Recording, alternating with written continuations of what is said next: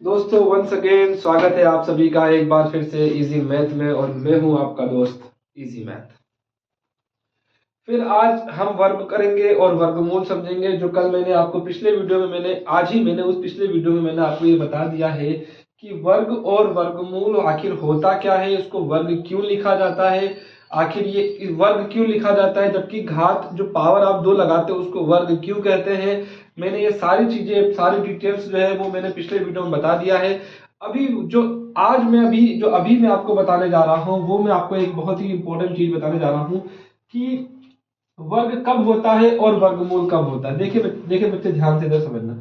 जब मैंने इस 4 की पावर को 2 कर दिया तो ये क्या बन जाएगा 16, और इसको क्या बोल देंगे हम लोग 4 का वर्ग, यानी क्या बोल देंगे इसको 4 का वर्ग। आप हिंदी इंग्लिश में क्या बोल देंगे इसको स्क्वायर। क्या बोल देंगे बेटा, इसको बोल देंगे हम लोग स्क्वायर। क्या बोलेंगे स्क्वायर। अब देखिए ध्यान से बेटा, जब इस 4 की पावर, देखो फिर से देखना यहाँ पे, जब ये तो उसका वर्ग बन गया ना 16 हो गया। जब इस 16 को वापस मैंने क्या किया है, डिवाइड कर दिया, किसको, इसको 1/2 कर दिया, मतलब इसकी जो पावर है उसको क्या कर दिया मैंने, डाउन कर दिया। यानी इसकी पावर को मैंने क्या कर दिया, क्या किया, इसकी पावर को मैंने आधा कर दिया, या आधे से भी आधा कर दिया जब पावर को। तो ये क्या बन गया आपके पास, 6 की पावर कितनी बन गई बेटा 1/2।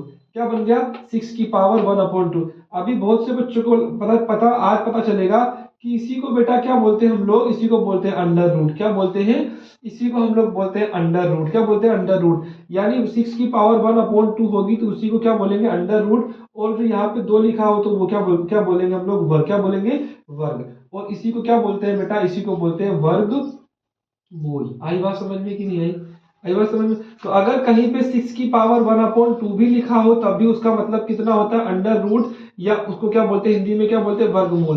तो जब इस तरह की चीजें आपके पास आएंगी यानी अंडर रूट आएगा तो हमको क्या करना होगा वो हम आपको अब बताने वाले हैं। ठीक है, बस समझ में। ये तो आपको सबको पता चल ही गया होगा कि वर्ग कैसे निकालते हैं। हमें इससे पहले वाली क्लास में हम पढ़ के आए होंगे कि जब भी आपको निकालना हो 4 का वर्ग कर दो, यानी 4 की पावर 2 कर दो, उसका मान जो भी आएगा।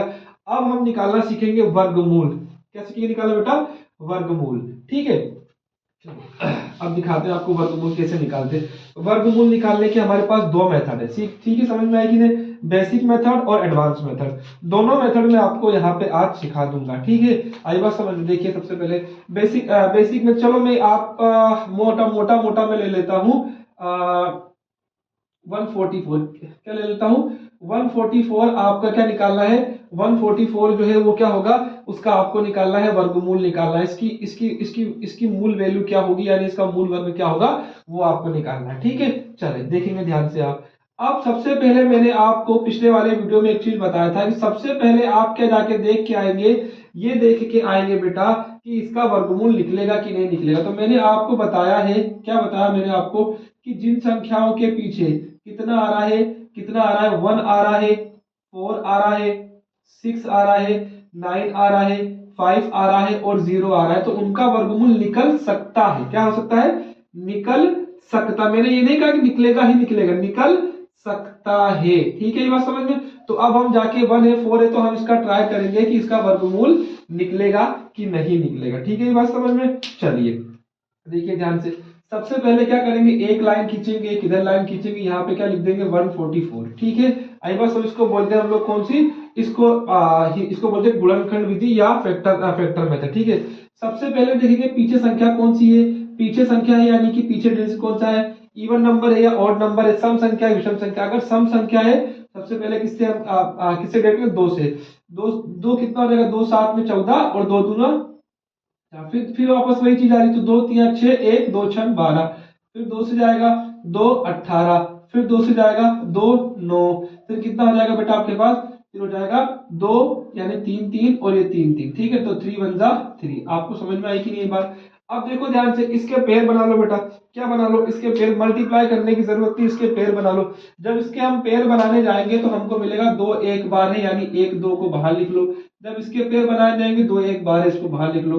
3 का बाहर है तो कितना हो जाएगा 3। अब इसको मल्टीप्लाई, 3 दूना 6, 6 दूना कितना हो जाएगा 12। यानी 144 का वर्ग कितना निकल के आ गया बेटा आपके पास 12। This is the basic method और best approach to solve a simple question like that. ठीक है, जब इस तरीके के क्वेश्चन आपके सामने आएंगे या बेसिक वाले क्वेश्चन आपके सामने आएंगे तो, और मैं आपको सलाह ये दूंगा बेटा कि 30 तक के स्क्वायर तो आपको याद रखने चाहिए, बहुत कोई कठिन काम नहीं है। अगर आप 30 तक के स्क्वायर याद रख लेंगे तो आपके लिए बहुत ज्यादा हेल्पफुल होने वाला है, बहुत आसान हो जाएगा आपको 30 तक के स्क्वायर अगर आप याद रखेंगे तो मैथ करने में भी आपको आसानी होगी। इसके बाद जो मेथड मैं आपको बताऊंगा वो थोड़ी सी एडवांस मेथड है, टफ है, थोड़ा सा मन लगाना पड़ेगा, ध्यान लगाना पड़ेगा, लेकिन अगर एक बार आप उसको समझ गए तो आपको लाइफ टाइम यानी जब तक आप मैथ पढ़ेंगे तब तक आपको वर्गमूल निकालने में प्रॉब्लम नहीं होगी। Okay, thank you.